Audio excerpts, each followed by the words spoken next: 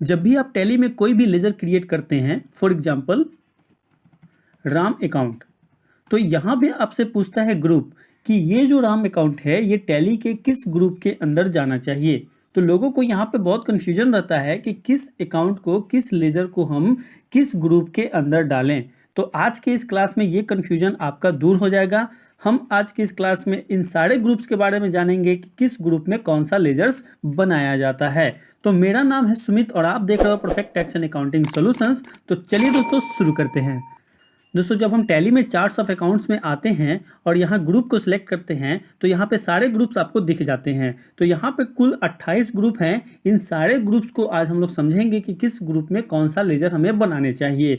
दोस्तों सबसे पहला ग्रुप हमने लिया है यहाँ पे बैंक अकाउंट। बैंक अकाउंट की अगर हम बात करें तो आपके ऑर्गेनाइजेशन में जितने भी बैंक अकाउंट है, जितने भी बैंक में अकाउंट खुला हुआ है, उन सारे अकाउंट से रिलेटेड लेजर्स आपको बैंक अकाउंट के ग्रुप में बना देने हैं। जैसे state bank of India, HDFC bank, ICICI bank, Punjab national bank, है ना। बैंक से रिलेटेड जितने भी अकाउंट्स होंगे वो सब कहाँ बनेंगे, तो बैंक अकाउंट के ग्रुप में बनेंगे।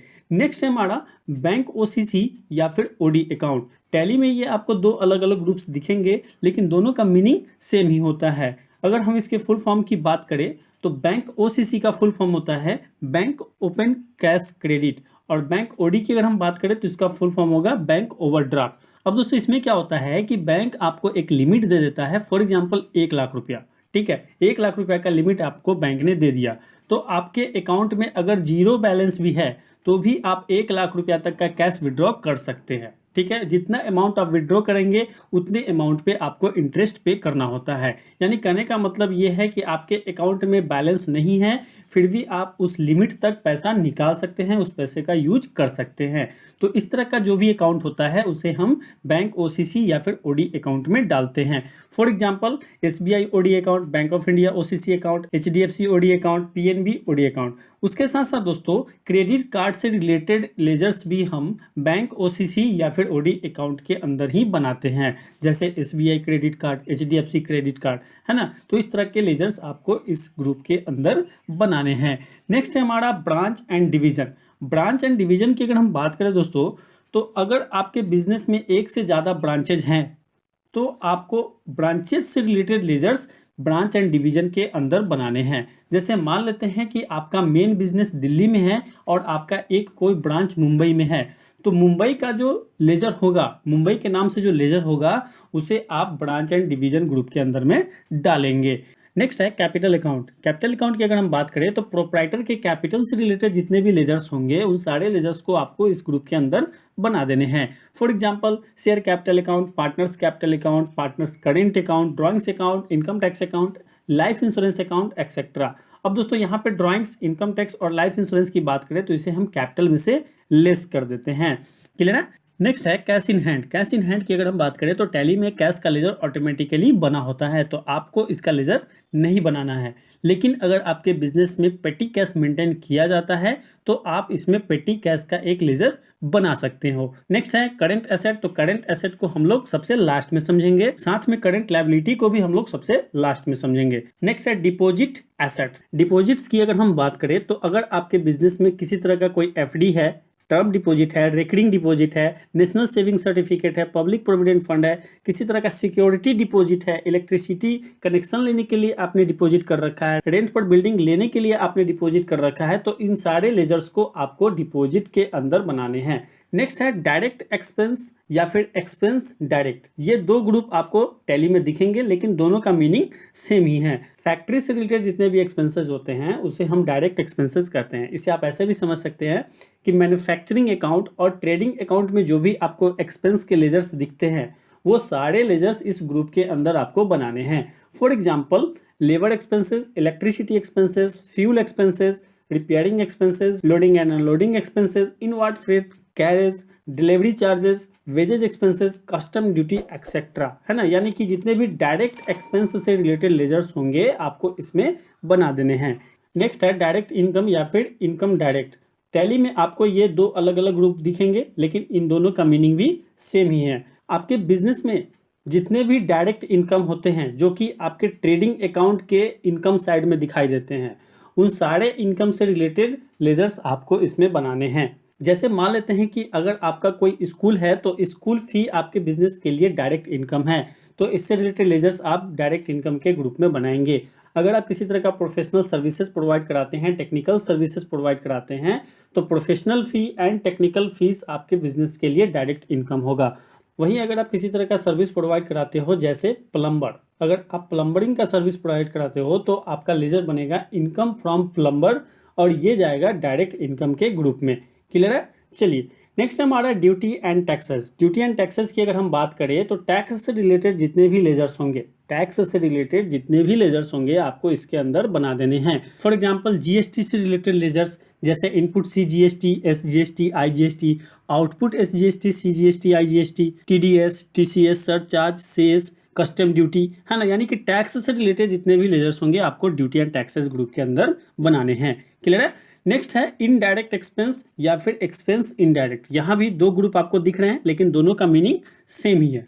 इनडायरेक्ट एक्सपेंसेस की अगर हम बात करें तो आपके बिजनेस में जितने भी ऑफिस से रिलेटेड एक्सपेंसेस होंगे, एडमिनिस्ट्रेशन से रिलेटेड एक्सपेंसेस होंगे, जिन्हें आप प्रॉफिट एंड लॉस अकाउंट में दिखाते हो, उन सारे एक्सपेंस से रिलेटेड लेजर्स को इनडायरेक्ट एक्सपेंस के ग्रुप में डालना है। For example salary expenses, rent expenses, stationery expenses, discount allowed, depreciation, insurance premium, interest on loan, loss by fire, postage and courier, bad debts, outward freight, carriage, audit fee etcetera, है ना। यानी कि जितने भी indirect expenses हो गए जिसे आप प्रॉफिट एंड लॉस अकाउंट में दिखाते हैं, उन सारे एक्सपेंस से रिलेटेड लेजर्स को इनडायरेक्ट एक्सपेंस के ग्रुप में आपको डालना है। नेक्स्ट है फिक्स एसेट्स। फिक्स एसेट्स तो आप सभी जानते ही हैं, जिसकी मदद से आप अपने बिजनेस को रन कराते हैं और जिन एसेट्स को आप सेल करने के लिए नहीं रखते हैं, उन सारे एसेट्स को हम फिक्स एसेट्स कहते हैं। For example furniture, building, machinery, motor car, computer, goodwill, copyright, laptop etcetera, है ना। यानी कि फिक्स एसेट से रिलेटेड जितने भी लेजर्स होंगे, चाहे वो इंटेंजिबल एसेट हो या फिर टेंजिबल एसेट हो, उन सारे लेजर्स को आपको फिक्स एसेट के ग्रुप में डाल देना है। नेक्स्ट है इनडायरेक्ट इनकम या फिर इनकम इनडायरेक्ट। यहाँ पे भी दो ग्रुप है लेकिन मीनिंग दोनों का सेम ही है। अब इनडायरेक्ट इनकम की अगर हम बात करें तो मान लेते हैं कि अगर आपने एक मोबाइल का बिजनेस कर रखा है, आप मोबाइल परचेज करते हो और मोबाइल सेल करते हो, तो आपका जो मेन इनकम का सोर्स है वो मोबाइल सेल करने से आ रहा है ना। यानी कि आपका जो डायरेक्ट इनकम है वो मोबाइल को सेल करने से आ रहा है। लेकिन अगर आपके बिजनेस में कहीं से इंटरेस्ट रिसीव हो जाता है, कहीं से कमीशन रिसीव हो जाता है, आपने कहीं पे ऑफिस को रेंट पे लगा रखा है, वहाँ से आपको रेंट रिसीव हो जा रहा है, तो इस तरह के जो इनकम्स होते हैं उसे हम इनडायरेक्ट इनकम के ग्रुप के अंदर डालते हैं। For example bank interest, discount receive, commission receive, rent receive, bad debts recovered etcetera. Next है इन्वेस्टमेंट। इन्वेस्टमेंट की अगर हम बात करें तो अगर आपने अपने बिजनेस के पैसे को कहीं पे इन्वेस्ट कर रखा है, शेयर में, बॉन्ड में, डिवेंचर में, म्यूचुअल फंड में, पीपीएफ में, तो उन सारे अकाउंट से रिलेटेड लेजर्स आपको इन्वेस्टमेंट ग्रुप के अंदर बना लेने हैं। नेक्स्ट है लोन एंड एडवांस एसेट।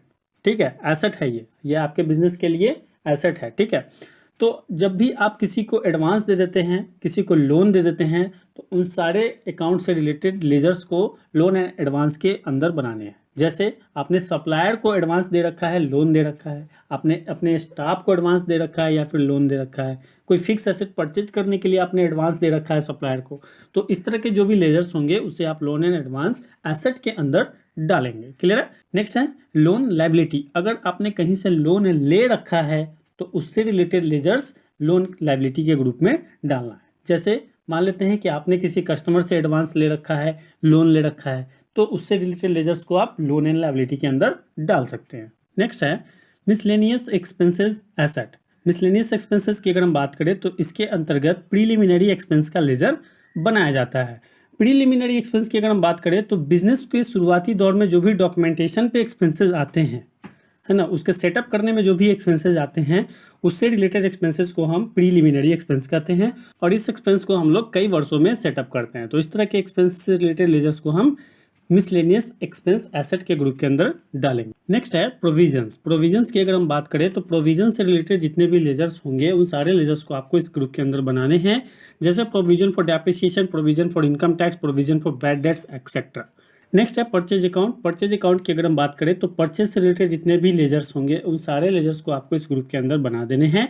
जैसे कैश परचेज, परचेज 5%, परचेज 18%, है ना, purchase GST 5%, purchase GST 18%, purchase GST composition, purchase exam, purchase reverse charge, purchase import, purchase return, है ना। तो इन सारे लेजर्स को आपको इस ग्रुप के अंदर बना देने हैं। जिस प्रकार के आपके बिजनेस में रिक्वायरमेंट होगी उस हिसाब से आप परचेज के लेजर्स इस ग्रुप के अंदर बना सकते हैं। नेक्स्ट हमारा reserve and surplus. Reserve and surplus की बात करें तो रिजर्व से रिलेटेड जितने भी लेजर्स होंगे उन सारे लेजर्स को आपको इस ग्रुप के अंदर बनाने हैं, जैसे capital reserve, general reserve, special reserve, reserve and surplus etcetera. Clear है। नेक्स्ट है सेल्स अकाउंट। सेल्स अकाउंट की अगर हम बात करें तो सेल्स से रिलेटेड जितने भी लेजर्स होंगे उन सारे लेजर्स को आपको इस ग्रुप के अंदर बना देने हैं, जैसे cash sale, GST sale 5%, GST sale 18%, GST sale 28%, sale composition, sales exempt, sales reverse charge, sales export या फिर सेल्स रिटर्न, है ना। तो सेल्स से रिलेटेड जितने भी लेजर्स हैं आपको सेल्स अकाउंट के ग्रुप के अंदर बना लेने हैं। नेक्स्ट है सिक्योर्ड लोन। सिक्योर्ड लोन की अगर हम बात करें तो अगर आपने कहीं से लोन ले रखा है जिसके अगेंस्ट में आपने सिक्योरिटी दे रखी है, सिंपल सी बात है, अगर आपने लोन लिया है और उसके अगेंस्ट में आपने कुछ सिक्योरिटी जमा कराया है तो उससे रिलेटेड जितने भी अकाउंट्स होंगे उसे आप सिक्योर्ड लोन के अंदर डालेंगे। जैसे मान लेते हैं कि आपने किसी फाइनेंशियल इंस्टीट्यूशन से लोन लिया है जिसके अगेंस्ट में आपने सिक्योरिटी जमा कराया है, तो उस तरह के लोन्स को हम सिक्योर लोन के अंदर डालेंगे। नेक्स्ट है stock in hand. Stock in hand की अगर हम बात करें तो स्टॉक से रिलेटेड जितने भी लेजर्स होंगे उसे आपको इस ग्रुप में बना लेने हैं, जैसे opening stock, closing stock, raw materials, packing materials, work in progress, finish goods etcetera. Next है सिंडिकेटर्स। सिंडिकेटर्स की अगर हम बात करें तो अगर आपने किसी से उधार में गुड्स परचेज किया है या फिर आपने उधार में किसी तरह का सर्विस परचेज किया है, ठीक है, तो उस पार्टी का लेजर इस ग्रुप के अंदर आप बनाएंगे। क्लियर है। नेक्स्ट है संडी डेटर्स। संडी डेटर्स की अगर हम बात करें तो अगर आपने किसी पार्टी को उधार में गुड्स बेचा है या फिर उधार में किसी तरह का सर्विस प्रोवाइड कराया है तो उस पार्टी से रिलेटेड लेजर्स जो है वो इस ग्रुप के अंदर बनाए जाएंगे। नेक्स्ट है सस्पेंस अकाउंट। सस्पेंस अकाउंट की अगर हम बात करें तो मान लेते हैं कि कोई एंट्री आप टैली में पास कर रहे हैं और आपको पता नहीं चल पा रहा है कि ये जो एंट्री है ये किस अकाउंट से रिलेटेड है, तो उस केस में आप उसे सस्पेंस अकाउंट के अंदर डाल सकते हैं। ठीक है, तो सस्पेंस अकाउंट के अंदर सिर्फ एक लेजर बनेगा, वो होगा सस्पेंस अकाउंट। क्लियर है। नेक्स्ट है अनसिक्योर्ड लोन। अनसिक्योर्ड लोन की अगर हम बात करें तो अगर आपने कहीं से लोन ले रखा है जिसके अगेंस्ट में आपने किसी भी तरह का कोई भी सिक्योरिटी जमा नहीं कराई है तो उस तरह के जो भी लेजर्स होंगे, उससे रिलेटेड जो भी लेजर्स होंगे उसे आपको इस ग्रुप में बनाने हैं। फॉर एग्जांपल अगर आपने डायरेक्टर से लोन ले रखा है, रिलेटिव्स एंड फ्रेंड्स से लोन ले रखा है, तो उससे रिलेटेड जो भी लेजर्स होंगे उसे आपको अनसिक्योर्ड लोन के अंदर बनाने हैं। क्लियर है। अब दोस्तों अगर हम बात करें करेंट एसेट की तो करेंट एसेट के लिए हम आ जाएंगे टैली प्राइम में और यहाँ पे हम आ जाएंगे चार्ट ऑफ अकाउंट्स में और सेलेक्ट करेंगे ग्रुप। ग्रुप में आने के बाद यहाँ पे दोस्तों आप देख सकते हो कि करेंट एसेट ग्रुप के अंदर बहुत सारे सब ग्रुप्स ऑलरेडी बने हुए हैं, जैसे bank account, cash in hand, deposits, loan and advance, stock in hand, सन्डी debtors, है ना। तो करेंट एसेट से रिलेटेड मैक्सिमम लेजर्स इन ग्रुप्स में ही आपके बन जाएंगे।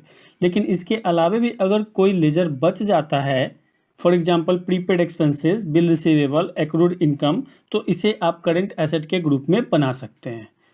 उसी तरह अगर हम बात करें करेंट लायबिलिटी की तो इसके लिए भी टैली में करेंट लायबिलिटी ग्रुप के अंदर कुछ सब ग्रुप्स बने हुए हैं, जैसे duty and taxes, provision, syndicators. इसके अलावा भी अगर किसी तरह का कोई करेंट लायबिलिटी है तो इसे आप करेंट लायबिलिटी के ग्रुप के अंदर बना सकते हैं। क्लियर है दोस्तों। टोटल 28 ग्रुप को समझने के बाद हमने यहाँ पे कुछ एग्जांपल लिया है। इन लेजर्स को आप अपने टैली में क्रिएट कीजिए और प्रैक्टिस कीजिए। साथ में अगर आप इस वीडियो से रिलेटेड पीडीएफ डाउनलोड करना चाहते हैं तो डिस्क्रिप्शंस में आपको लिंक मिल जाएगा, वहां से आप इससे रिलेटेड पीडीएफ्स को डाउनलोड कर सकते हैं। तो वीडियो कैसा लगा कमेंट करके जरूर बताएं। चैनल पर नया है तो इस चैनल को सब्सक्राइब कर ले। Thank you for watching.